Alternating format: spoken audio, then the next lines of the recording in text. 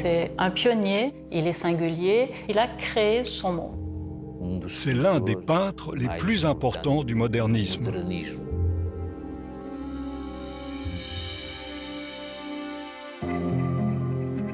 C'est une pièce manquante dans l'extraordinaire puzzle qu'est l'histoire de l'art du début du XXe siècle.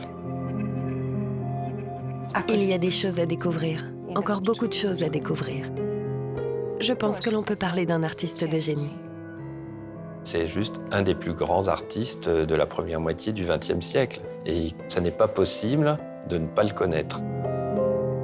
Amadeo de Sousa Cardoso, né au Portugal en 1887, a été considéré comme l'un des artistes les plus prometteurs de sa génération. Disparu prématurément à l'âge de 30 ans, son œuvre est ensuite tombée dans l'oubli, avant d'être redécouverte par des historiens de l'art passionnés par cette histoire pas comme les autres. Aujourd'hui encore, il mène l'enquête sur les traces de ce peintre inclassable dont on continue de retrouver les œuvres dispersées entre la France, le Portugal, l'Allemagne et les États-Unis. Ami des plus grands artistes, parmi lesquels Brancusi et Modigliani, salué par les meilleurs critiques de son temps, Amadeo est l'auteur d'une œuvre fulgurante, mais dont l'importance a été longtemps sous-estimée, au point d'être aujourd'hui considéré comme le secret le mieux gardé de l'art moderne.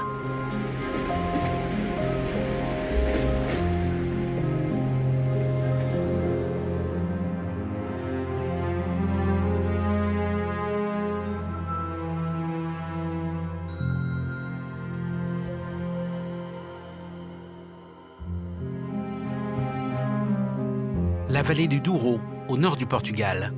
On l'appelle ici la vallée enchantée. À quelques kilomètres de la ville d'Amarante, au cœur d'un vaste domaine viticole, se trouve la maison natale d'Amadeo de Sousa Cardoso. C'est ici que l'artiste a grandi et qu'à la fin de sa vie, il a peint certaines de ses plus belles œuvres. Propriété de sa famille depuis 150 ans, rien n'a changé depuis sa disparition en 1918. Ce matin, Helena de Freitas, historienne de l'art, et son assistante, Éléonore Oliveira, sont conviées par la famille du peintre qui a découvert de nouveaux documents lui appartenant. Ici sont conservés des centaines de dessins, photographies, carnets et correspondances, témoignages qui permettent d'en savoir plus sur la vie d'Amadeo et sur son cheminement artistique. Ah voilà, ce sont ses premiers dessins. Il a commencé sa carrière sur ses cahiers d'écolier. Il y en a plein, et ils sont tous comme ça. Il n'y a pas une page sans caricature. Ici, on voit qu'il essaie de réaliser un nez et de saisir l'expression la plus caricaturale et la plus juste. Il y en a partout. Ça, c'est très significatif.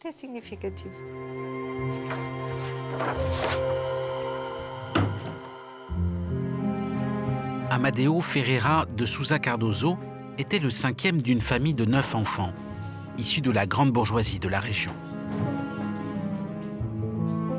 Une famille très catholique, conservatrice, mais aussi d'une grande culture et d'une grande ouverture sur le monde. Intellectuels et artistes sont souvent de passage chez les Cardoso. Et c'est l'oncle d'Amadeo, Francisco, voyageur curieux de toutes les nouveautés, qui le premier voit en lui un talent à cultiver. Dans sa chambre, près d'un siècle après sa disparition, c'est comme s'il était parti la veille. À sa mort en 1918, elle a été fermée et l'est restée pendant plusieurs décennies, jusqu'à ce que les chercheurs s'intéressent à l'œuvre du peintre et étudient avec attention chacun des objets laissés derrière lui. Il a utilisé le couvercle comme palette. Regarde, c'est vert. C'est vert, c'est jaune. C'est fantastique de retrouver tout ça dans l'état dans lequel c'était au moment de sa mort. Certains utilisés, d'autres pas.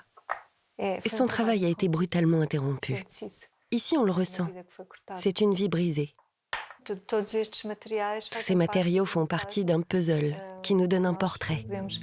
un profil psychologique qui permet de comprendre cet artiste et ce qu'il pense. Chaque nouvelle découverte est un nouvel indice. C'est le cas de cette boîte retrouvée par la famille, dans laquelle se trouvent des dizaines de plaques photographiques, prises par Amadeo. On vient de retrouver cette boîte. Notre enquête est toujours en cours. C'est un matériel extraordinaire et précieux. Ce ne sont pas seulement de nouveaux vestiges de l'existence du peintre, mais aussi de nouvelles pistes pour retrouver ses œuvres disparues. C'est en tout cas l'espoir qu'Elena nourrit aujourd'hui. Ça, c'est une photo prise dans l'atelier d'Amadeo. Malheureusement, ce ne sont que des œuvres connues. Ça, c'est un visage. Ce tableau est déjà recensé. Il s'appelle Tête Noire. Mais c'est ainsi qu'à plusieurs reprises, Elena a remonté la piste d'œuvres oubliées ou dispersées dans des collections particulières. Il faut dire que la production d'Amadeo a été d'une grande richesse, un peu comme s'il avait voulu prendre sa revanche sur une histoire qui n'avait pas très bien commencé. Tout destinait en effet le jeune homme à prendre la succession de l'exploitation familiale.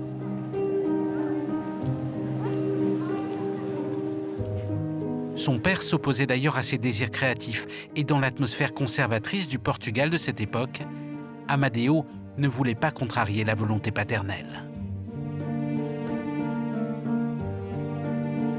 Ses rêves de peinture l'entraînèrent finalement vers d'autres horizons, mais ce ne fut pas sans difficulté. Elena a retrouvé la lettre qu'il écrivit alors à ses parents. Cette lettre est fondamentale. Amadeo sent qu'il a un destin à accomplir, que la vie lui a donné et qu'il doit suivre. Il sait qu'il doit partir là où les choses sont en train de se réaliser. C'est évident. Son destin est profondément lié à Paris.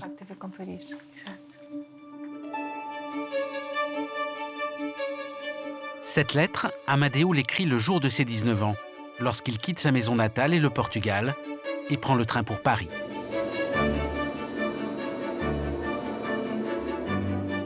Elena suit son itinéraire de jeune homme plein d'espoir, qui part le cœur lourd, se confronter à sa vocation d'artiste. Chère maman, je ressens une grande douleur de vous laisser, vous, mon papa et vous tous. Je suis un esprit dramatique et mon âme est en perpétuelle représentation d'une tragédie dont je suis le seul spectateur. Mes destins ne sont bien qu'avec moi. Ou à travers eux je triomphe, ou à travers eux je serai détruit.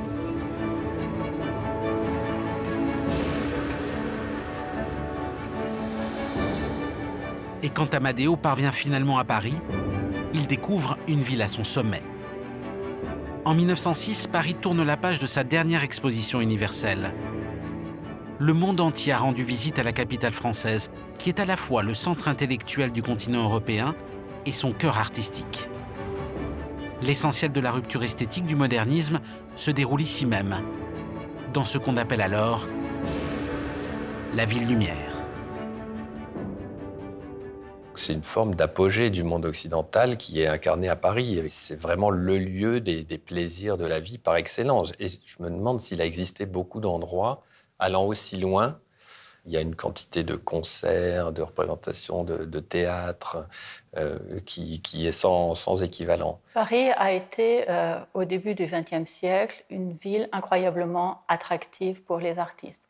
Ça correspondait à la fois au fait que certains artistes français avaient initié le mouvement moderne, notamment les expressionnistes, mais aussi des artistes comme Cézanne, mais aussi les symbolistes, et que donc les artistes étaient naturellement attirés par cette scène.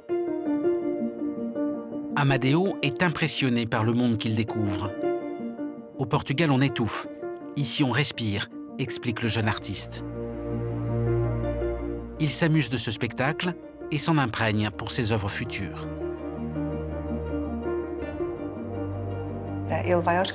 Il fréquente les cafés, les concerts, les spectacles. Il est au centre de tout ce qui s'agite. Amadeo goûte à tous les plaisirs de Paris et en profite pour exercer ses talents de caricaturiste pour la presse portugaise et pour les journaux français. Il construit son puzzle visuel avec toutes sortes d'influences et il trace son chemin.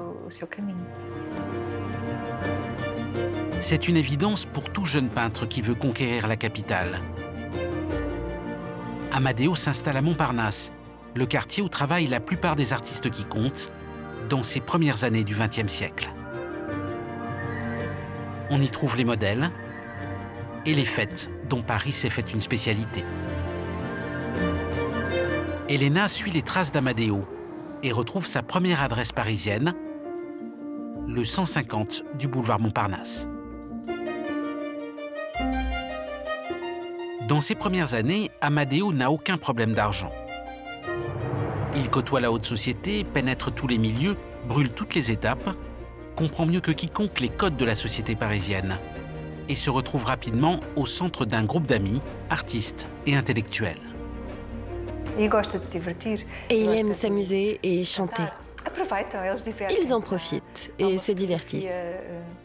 Il y a une photo très amusante dans laquelle il prend pour modèle la célèbre scène de Bacchus de Velázquez, avec cette pose d'amis qui s'amuse beaucoup. Ces garçons très sympathiques et très hédonistes se déplacent certainement en groupe. Quelqu'un a dit à Amadeo qu'il y avait une très jolie fille, et ils sont partis voir. Évidemment, étant le plus charmant, Lucie ne lui a pas résisté. C'est certainement un coup de foudre. Elle était de fait très belle, et lui aussi. Amadeo et Lucie, jeunes femmes d'origine italienne, sont désormais inséparables.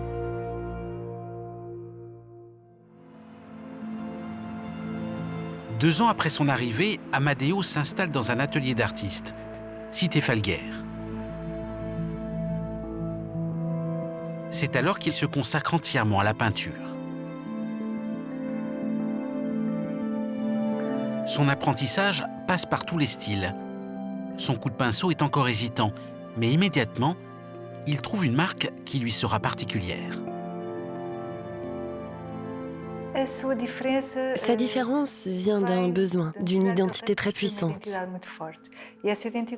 Cette identité, il l'a construite en s'appuyant sur ses racines.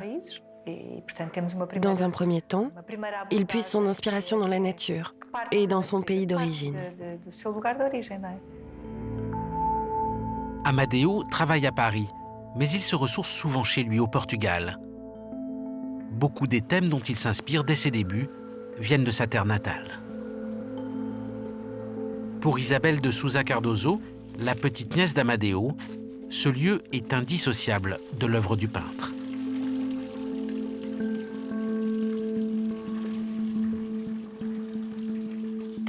Que ce soit sur les photos, les peintures ou les lettres de l'oncle Amadeo, Maniouf était toujours présent.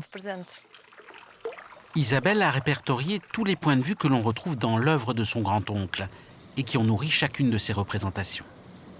Quelquefois, c'était une évidence, comme avec cette perspective de la maison.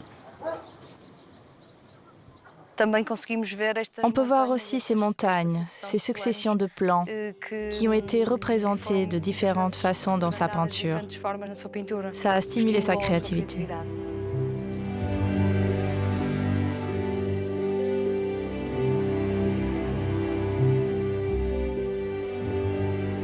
Dissimulé derrière un style qui, avec les années, deviendra de plus en plus abstrait, les collines verdoyantes de Maniouf sont omniprésentes dans l'étoile de l'artiste.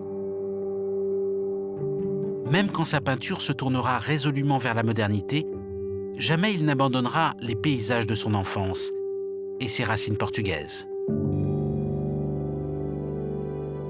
Sa peinture est une déclaration d'amour pour sa terre et sa région. Une passion que l'on retrouve également dans sa correspondance.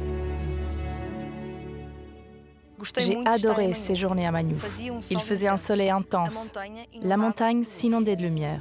Ces montagnes grandioses, tu n'imagines pas comme cette terre est emplie de couleurs, de joie et d'intensité d'âme. Et le Douro, terre sauvage, montagne de granit, rude, violente, d'une puissance gigantesque. J'y ai fait 8 tableaux et je progresse énormément. Je commence à mieux interpréter la nature.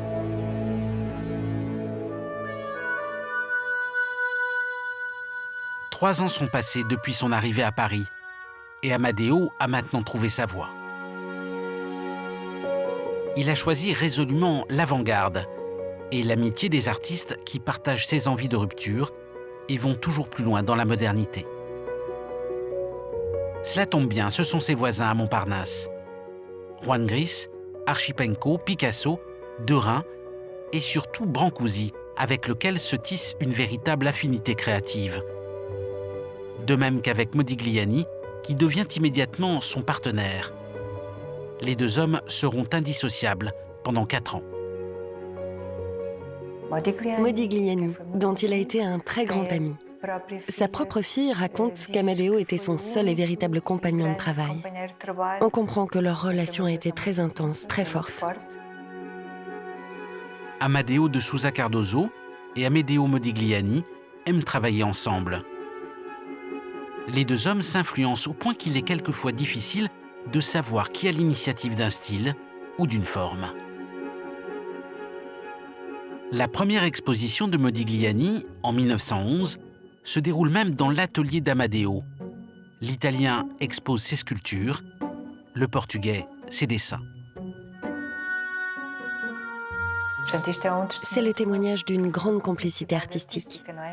Les œuvres des 2 artistes se confondent et se distinguent en même temps.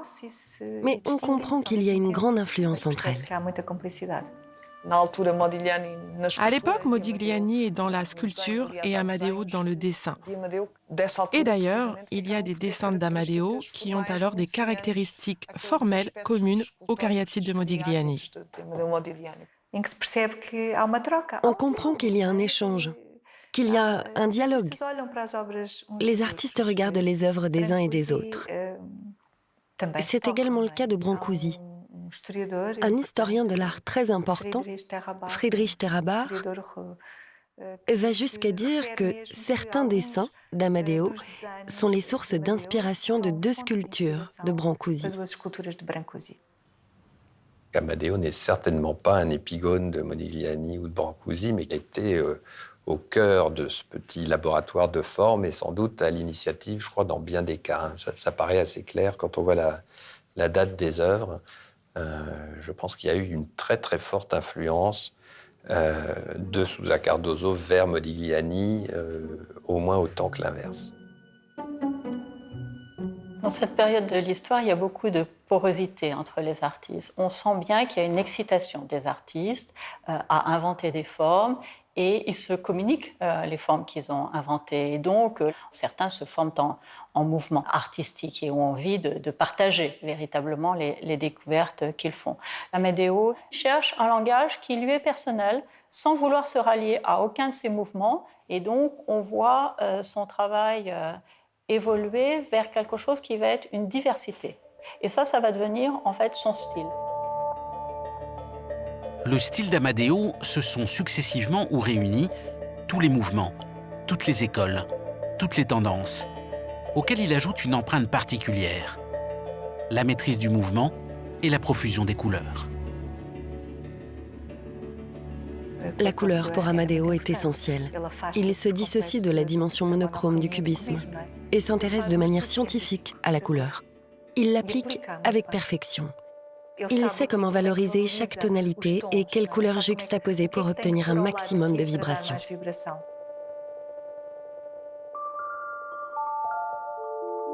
La technique d'Amadeo est aujourd'hui l'objet d'une étude scientifique très poussée, menée près de Lisbonne, au sein du département de conservation et de restauration de l'Université Nouvelle. Une étude dirigée par le professeur Maria João Melo, qui permet d'identifier la marque de fabrique du peintre et donc d'authentifier formellement les œuvres qui lui sont attribuées. Ici, les toiles d'Amadeo sont tour à tour radiographiées, examinées au microscope électronique, soumises aux rayons ultraviolets, aux infrarouges et au spectrographe. Première révélation. La palette d'Amadeo est intimement liée aux découvertes des fabricants de peinture du début du XXe siècle. Le jeune artiste plonge dans la nouveauté et adopte aussitôt les produits révolutionnaires de l'industrie chimique naissante. Les chimistes ont créé de nouvelles couleurs qui n'existaient pas avant. Elles n'existent pas dans la nature. C'est vraiment, il a voulu ces pigments. Le bleu de cobalt, le vert émeraude, le jaune de chrome. Des couleurs artificielles qu'Amadeo va associer aux pigments traditionnels, comme le rouge vermillon et le blanc de plomb. Ils sont ce qu'on appelle la palette moléculaire d'Amadeo. Et sont ces couleurs vibrantes. Et quand il applique la couleur est matière. Elle se voit, elle éblouit. À partir d'ici, on va plonger dans l'infiniment petit et on va trouver toutes les merveilles que nous réserve cette œuvre. Maria perce à présent la couche picturale d'Amadeo et procède à un prélèvement stratigraphique de sa peinture. Sur cette coupe transversale, on peut observer la superposition des couches de couleurs accumulées sur la toile. Des couleurs invisibles à l'œil nu, mais qui jouent un rôle majeur dans l'œuvre d'Amadeo. Ce procédé permet d'intensifier l'éclat de la couleur visible et de lui donner toute sa puissance. En radiographiant ses œuvres, les scientifiques constatent aussi qu'aucun dessin préparatoire n'est réalisé avant l'application de la peinture. Et par la technique des UV, ils montrent qu'aucune retouche ne vient jamais corriger le premier travail de l'artiste. La radiographie est une étape importante dans l'analyse des œuvres. Dans le cas d'Amadeo, cela a permis de lever un voile sur sa technique. Il savait exactement où il allait placer chaque forme, chaque couleur, chaque ligne. Parce qu'il y a du talent et du génie. Encore faut-il que ce talent soit reconnu, au-delà du cercle des artistes modernes. C'est l'étape qu'Amadeo entend franchir en 1911. Pour la première fois de sa carrière, il décide de se montrer au grand jour et sort ses meilleures toiles de son atelier. Il se présente aux deux salons de référence de l'époque, le Salon des Indépendants et le Salon d'automne. Ses œuvres sont aussitôt sélectionnées et montrées dans la fameuse salle numéro 11, celle des avant-gardistes, qui va marquer l'histoire de la peinture européenne. À ses côtés, il y a entre autres Brancusi, Modigliani, mais aussi Juan Gris, Fernand Léger ou encore Marie Laurencin. C'est alors qu'Amadeo se lie d'amitié avec Sonia et Robert Delaunay, une amitié qui va marquer son parcours pour plusieurs années. Il rentre par la grande porte, sur un pied d'égalité avec des artistes de toute maturité. Cela a été une épreuve du feu, un geste d'affirmation fondamentale.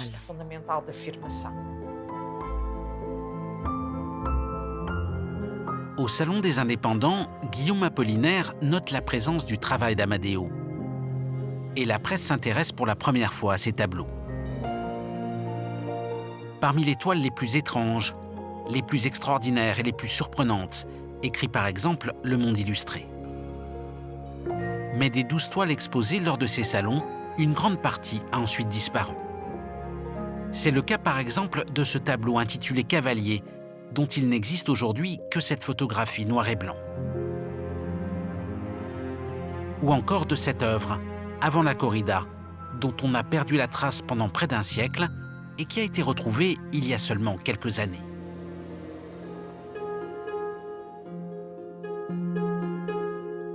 Retrouver ces œuvres, c'est l'une des missions de la Fondation Calouste Gulbenkian à Lisbonne.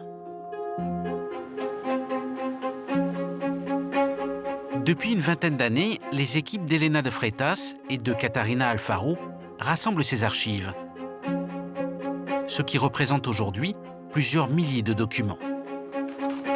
Articles de presse, correspondances, photographies, autant d'indices qui permettent de remonter la piste de ses œuvres, dispersées de son vivant ou dont on a perdu la trace après sa mort. C'est ici également que sont conservées certaines de ses réalisations les plus précieuses, comme ce livre, exemplaire unique signé par Amadeo en 1912. Il reprend un texte de Flaubert, illustré d'une cinquantaine de dessins. Les connaisseurs de son œuvre le considèrent aujourd'hui comme l'une de ses créations les plus singulières. Les dessins qui vont devenir l'un des points forts de son travail. À la Fondation Gulbenkian se trouve un autre de ses chefs-d'œuvre, un album de 20 dessins qui a joué un rôle décisif dans sa carrière.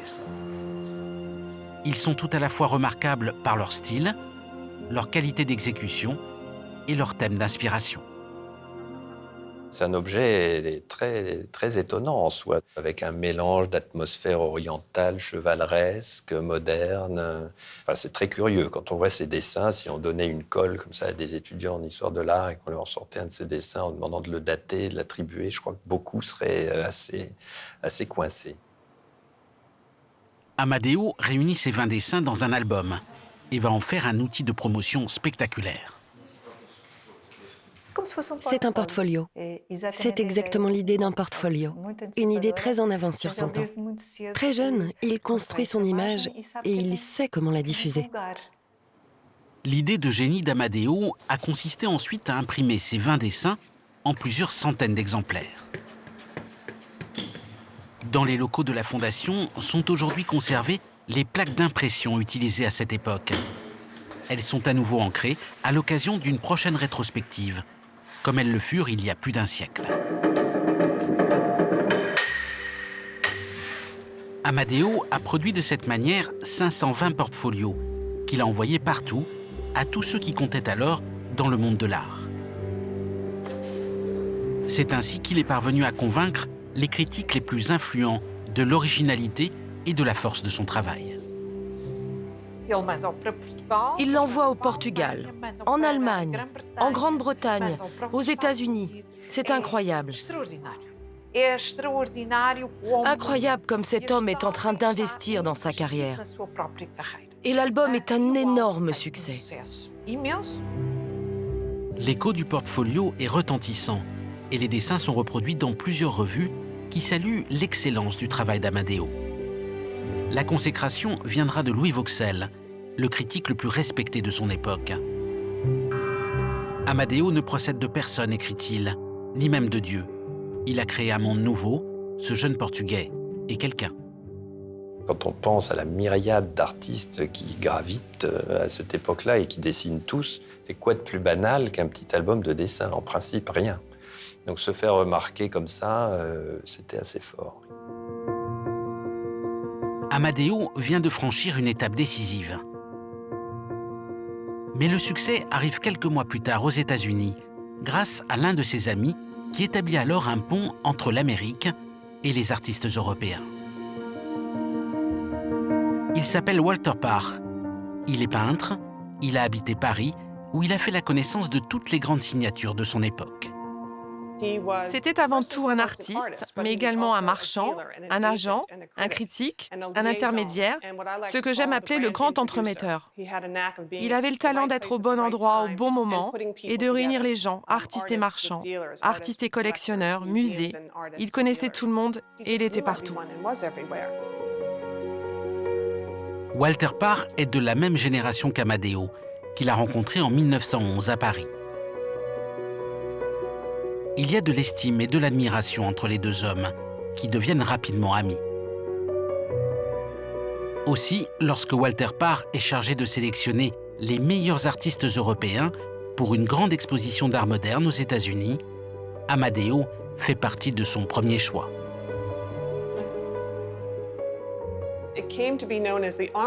Cette exposition fut nommée l'Armory Show parce qu'elle se déroula dans la 69e armurerie de New York, qui existe toujours sur Lexington Avenue. On a fait le choix d'une armurerie parce qu'on savait que l'exposition serait d'une grande dimension, avec tout à la fois des artistes européens et américains. Jamais jusqu'alors une telle exposition d'art moderne n'avait été organisée aux États-Unis. L'affiche de l'exposition est exceptionnelle. Parmi les 300 artistes sélectionnés, on retrouve en tête d'affiche Cézanne, Van Gogh, Matisse, Brancusi et Amadeo de Sousa Cardoso. Voici une publicité qui communiquait au public les noms des artistes qui figuraient dans l'exposition. Et le fait que Sousa Cardoso soit mentionné montre combien sa présence était jugée importante.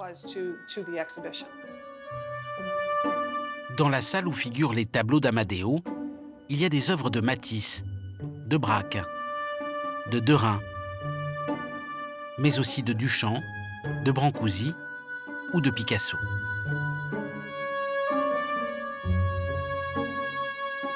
L'exposition se déroule successivement à New York, Chicago et Boston. C'est un grand succès. 300 000 personnes la visitent en quelques mois.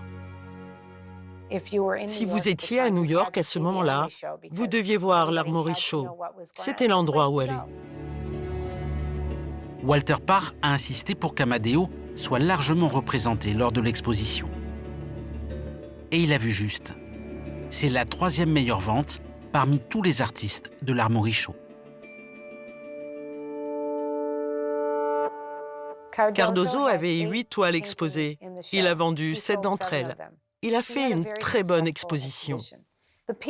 Les personnes qui ont acheté ces peintures étaient des artistes et des collectionneurs. C'était ce que j'appellerais, en quelque sorte, un artiste pour artiste. Les artistes qui étaient impliqués dans le monde de l'art comprenaient la force de sa peinture. Arthur Geromedi, c'est l'exception parmi les acquéreurs des œuvres d'Amadeo aux États-Unis. Ce n'est pas un artiste, mais un riche avocat installé à Chicago. Il achète 3 tableaux d'Amadeo qui rentrent dans sa très belle collection, alors en pleine constitution. Une grande partie sera léguée à l'Art Institute of Chicago, aujourd'hui l'un des rares musées dans le monde à posséder des œuvres du peintre portugais. Celles-ci sont actuellement en réserve et nous sont exceptionnellement montrées avant la prochaine rétrospective d'Amadeo, le château fort et le paysage. Mais dans cette salle où sont exposées des œuvres de Matisse, Picasso ou Modigliani, il y a surtout le Saut du lapin, l'une de ses toiles les plus connues. Son travail est très important pour nous, pas seulement parce qu'il est beau, lyrique, et qu'il apporte beaucoup de plaisir au public, comme cette belle œuvre, Le Saut du lapin, qui se trouve derrière moi, mais aussi pour ce qu'il représente pour la ville de Chicago. Cette grande exposition avec Amadeo, Picasso, Duchamp et tous les artistes qui en ont fait partie a donné l'envie à Chicago de collectionner l'art moderne. C'est l'une des fondations de notre collection. Avec Kandinsky, Amadeo, Picasso, Brancusi et tous les artistes qui constituent notre collection permanente.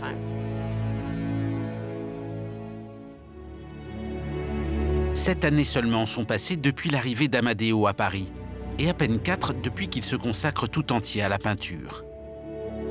La performance est impressionnante pour un jeune artiste âgé seulement de 26 ans. D'autant qu'après son succès américain, Amadeo s'apprête à faire de nouvelles conquêtes. Il expose successivement à Berlin, à Hambourg, à Vienne et à Londres. En fait, c'est un artiste qui expose et qui est connu. Il a déjà une position internationale à défendre. Une peinture d'une grande richesse et d'une impressionnante diversité. C'est un peu comme si Amadeo avait traversé à l'accéléré les grands courants de son temps et en avait fait une synthèse très personnelle. Dans un entretien, alors qu'on lui demande de se définir, il revendique d'ailleurs son indépendance. Je ne suis d'aucune école. Les écoles sont mortes. Nous, les jeunes, nous recherchons l'originalité. Suis-je impressionniste, cubiste, futuriste, abstractionniste? Je suis tout cela à la fois.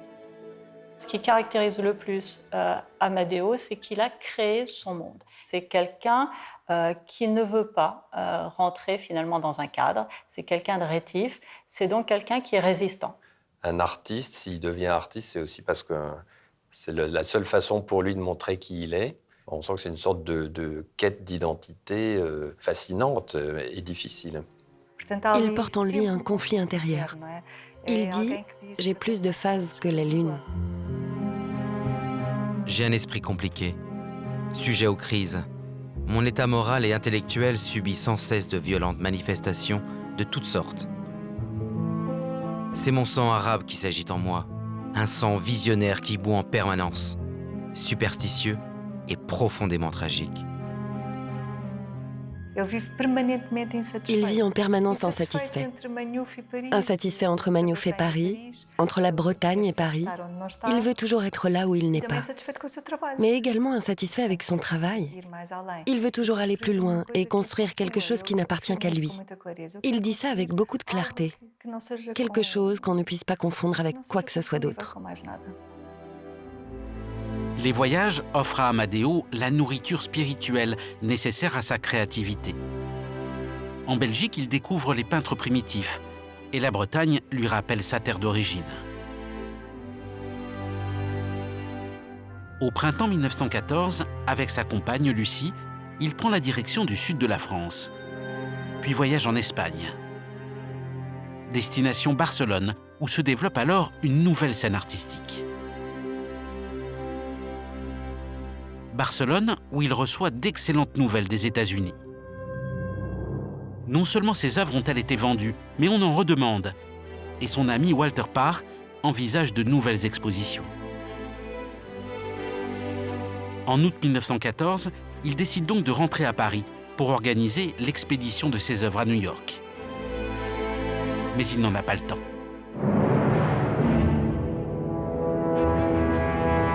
Il est toujours en Espagne, lorsque la France déclare la guerre à l'Allemagne. Alors que tout le monde attend un conflit de courte durée, la Première Guerre mondiale va bouleverser le destin de l'Europe et l'existence d'Amadeo.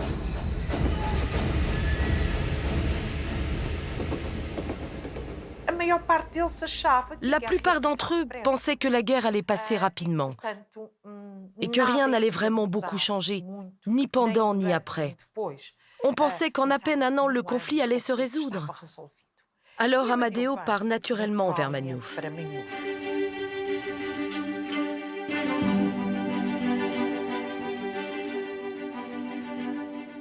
Pour lui, c'est un retour au pays, une sorte d'exil chez lui, un passage brutal de la fameuse ville lumière à son petit village du nord du Portugal. Et ce qui s'est passé, c'est que ça n'a fait que doper sa créativité. Je crois qu'il est sur le point d'exploser. Il canalise cette énergie et il va développer une œuvre dans laquelle l'énergie est partout présente. Une énergie créatrice sans limite. Et il plonge chaque fois un peu plus dans l'idée que c'est à l'intérieur de lui-même qu'il va trouver la solution.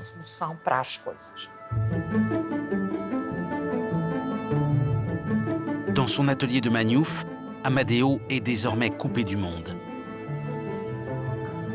Celui qui avait vécu jusqu'ici au cœur de toutes les confluences artistiques fait l'expérience de l'isolement.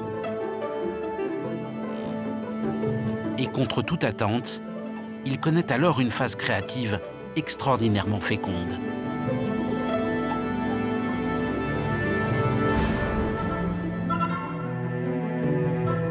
Je travaille vertigineusement, écrit-il. Je travaille comme un animal.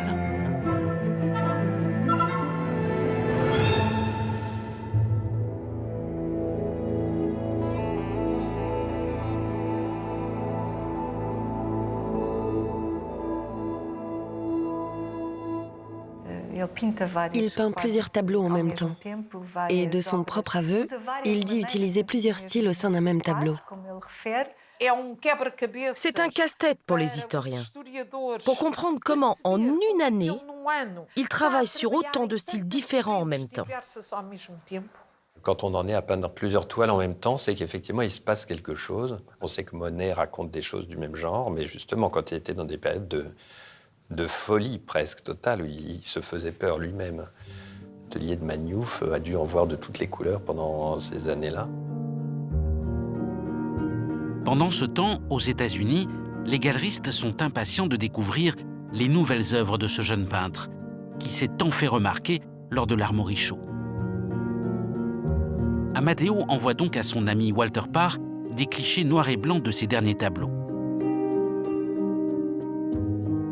Et celui-ci, même avec des images sans couleur, est immédiatement conquis.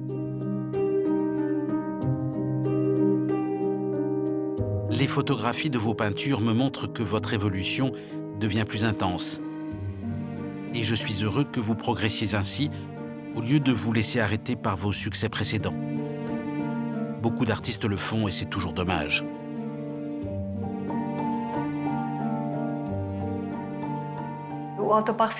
Walter Parr a été surpris par l'insatisfaction permanente d'Amadeo. Cette envie permanente de se dépasser et d'aller sans cesse plus loin dans sa quête. Dans les premières années de la guerre, Amadeo attend un ordre de mobilisation. Enfermé dans son atelier de Maniouf, il est coupé de ses influences parisiennes. Mais contre toute attente, c'est Paris qui vient à lui, en la personne de Sonia et de Robert Delaunay, qui viennent s'installer au Portugal, à une centaine de kilomètres au nord de Maniouf.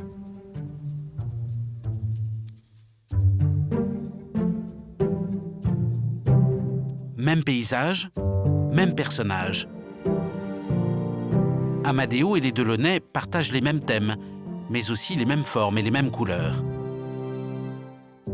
Ils fondent d'ailleurs ensemble un groupe qu'ils baptisent la Corporation Nouvelle. Aujourd'hui, quand on compare leurs peintures, cette connivence paraît évidente, au point qu'ils envisagent une exposition commune à Barcelone. Amadeo et les Delaunay, c'est une relation d'amitié et une relation professionnelle qui se tisse, se développe et qui évolue rapidement. Amadeo apparaît comme un artiste à la personnalité très indépendante. Et cela, on peut le voir dans ce qu'il fait et par sa posture artistique. Amadeo s'éloigne finalement du groupe et comprend qu'il ne peut s'épanouir dans aucun mouvement. C'est alors qu'il reçoit une lettre de Walter Parr, qui lui annonce travailler à une exposition événement à New York, dans laquelle il figurerait aux côtés de Brancusi, de Braque et de Picasso. Amadeo s'enthousiasme. « Vous ne vous imaginez pas combien d'espoir de jeunesse je dépose dans vos mains », répond-il à son ami américain. Et il se lance, avec une énergie retrouvée, dans un nouvel élan créatif.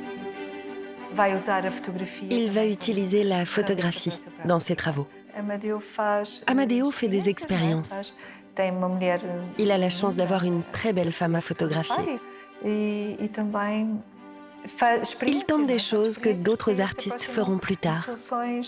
Des expériences qui l'amèneront à réaliser des superpositions d'images.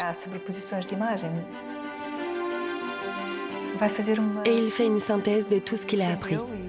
Synthèse qui reflète sa gigantesque culture visuelle. Il fait une recherche plastique absolument novatrice.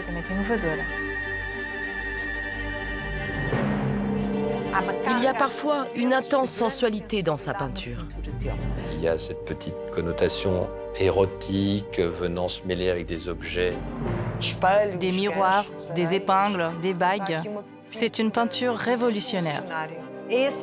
À ce niveau, ses œuvres sont très singulières, très précoces. On a l'impression qu'il fait partie de ces gens qui sont en train d'inventer l'art des années 20. Il a fait des expériences avec les formes qui sont assez extrêmes.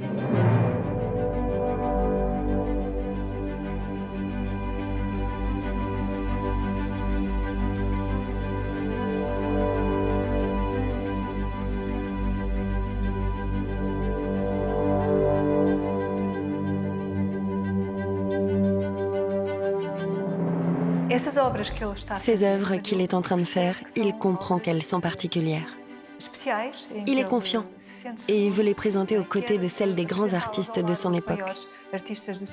Il a compris l'impact qu'une telle exposition pourrait avoir au niveau international. L'exposition, promise par Walter Parr aux États-Unis, est finalement reportée à l'année suivante. Mais ce n'est que partie remise, d'autant qu'on annonce la fin de la guerre et qu'Amadeo pourra bientôt reprendre le chemin de Paris.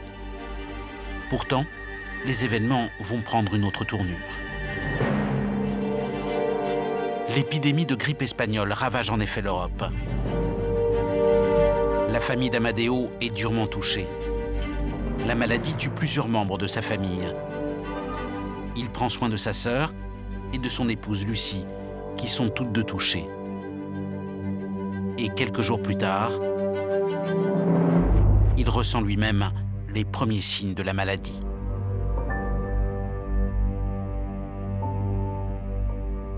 Amadeo de Sousa Cardoso s'éteint le 15 octobre 1918, à l'âge de 30 ans. À la nouvelle de sa mort, Modigliani pleura comme un enfant, raconte Jeanne Modigliani, sa fille. Quelques semaines plus tard, Lucie, qui a échappé de justesse à la mort, se résout à rentrer en France. Elle emporte avec elle le plus de toiles possible. Elle regroupera ensuite les tableaux restés à Paris avant la guerre, qu'elle conservera jusqu'à la fin de sa vie. Plusieurs œuvres restent néanmoins dans la maison du peintre, et sa famille en devient la dépositaire. Il faut comprendre que c'était une famille très religieuse. Mon oncle Amadeo avait fait des dessins, des études de nu et plein d'autres choses. Et un jour, ils ont demandé à mon frère et à une de mes cousines de brûler tout ça. Aujourd'hui, les gens sont surpris, mais à l'époque, ces images étaient un vrai scandale. Surtout dans une famille comme celle-là. Les autres œuvres, jugées moins scandaleuses, restent au secret dans la maison natale du peintre, loin des regards indiscrets.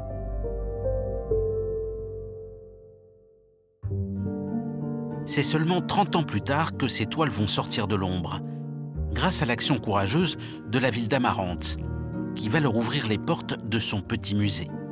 Action courageuse parce que le Portugal vit alors en pleine dictature militaire et que ce n'est pas une atmosphère propice à la modernité.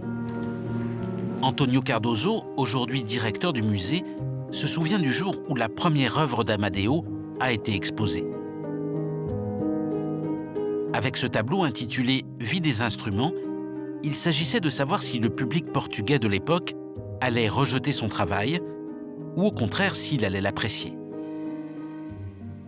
Pour nous, habitants d'Amarante, c'est une œuvre très importante, parce que c'est la première qui soit entrée avec un peu de crainte au musée.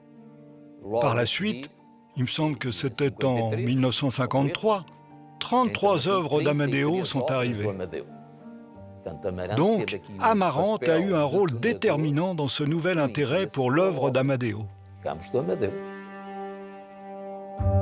La plupart des œuvres du peintre se trouvent néanmoins au domicile de Lucie. Celle-ci est partagée entre le désir de faire connaître le travail d'Amadeo et l'attachement personnel qu'elle porte à chacun de ses tableaux. Dans son petit appartement, les murs en sont couverts et l'espace manque pour ranger toutes les toiles qu'elle a pu rassembler. J'ai pu le vérifier moi-même. Elle gardait même des œuvres d'Amadeo sous son propre lit. Elle avait perdu son mari et ses tableaux en étaient l'incarnation. D'une certaine façon, elle a contribué à un certain secret, ce qui n'a pas favorisé la diffusion de son œuvre. Juste avant sa disparition, dans les années 80, Lucie cède finalement ses tableaux à la fondation Carlos Gulbenkian, au Portugal. Mais toutes les œuvres d'Amadeo sont encore loin d'être réunies. Pendant 30 ans, des historiens de l'art vont tenter d'y parvenir. Aujourd'hui, c'est à Amarante, dans la maison d'Amadeo, qu'une nouvelle œuvre jusqu'ici inconnue a été retrouvée par la famille du peintre. Elena de Freitas et Laurent Salomé le directeur scientifique du Grand Palais, viennent la découvrir sur place. Dia, Laurent Salomé. Elena connaît bien la maison d'Amadeo, mais pour Laurent Salomé, c'est une révélation. Ah, magnifique.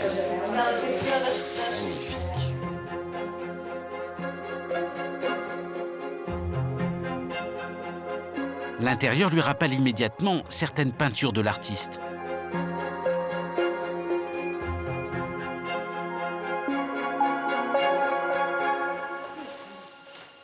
Voici l'œuvre qui vient d'être découverte.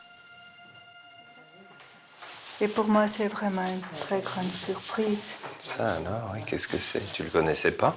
Non. Il s'agit d'un collage, sans doute l'une de ses toutes dernières réalisations. Je crois que c'est le début d'une recherche qu'il n'a pas finie. Ça, c'est tout à fait à la fin de sa vie. C'est très curieux parce que par rapport au collage qu'on fait à cette époque, il y a un côté pop, encore une fois. On dirait plutôt un collage des années 50. C'est très bizarre, en fait. Hein. Encore une fois, ça ne rentre pas dans les critères classiques de l'histoire de l'art. Amadeo, il échappe à son époque. Il échappe, quelquefois il plonge dans le passé lointain, et à d'autres moments, on a l'impression qu'il anticipe sur une époque plus tardive. Voilà, ça ressemble à rien d'autre. Non. Comme souvent les œuvres d'Amadeo, d'ailleurs. La redécouverte des œuvres d'Amadeo se poursuit, presque un siècle après sa disparition. Et il est fort probable qu'en Amérique, en France ou en Allemagne, de nombreuses toiles attendent encore d'être identifiées. La redécouverte d'un artiste, pour un historien d'art, c'est ce qu'il y a de plus formidable. Des artistes comme Amadeo qui, à ce moment-là, ont été vraiment reconnus par leur père et avaient toute leur place et qui l'ont perdue, sont en train d'être remis très justement à leur place dans l'histoire. Effectivement, il y a eu beaucoup d'années durant lesquelles les œuvres n'étaient pas visibles. On est toujours aussi surpris par cette même question. Mais qui est donc cet artiste ? Eh bien, on ne doit plus se poser cette question.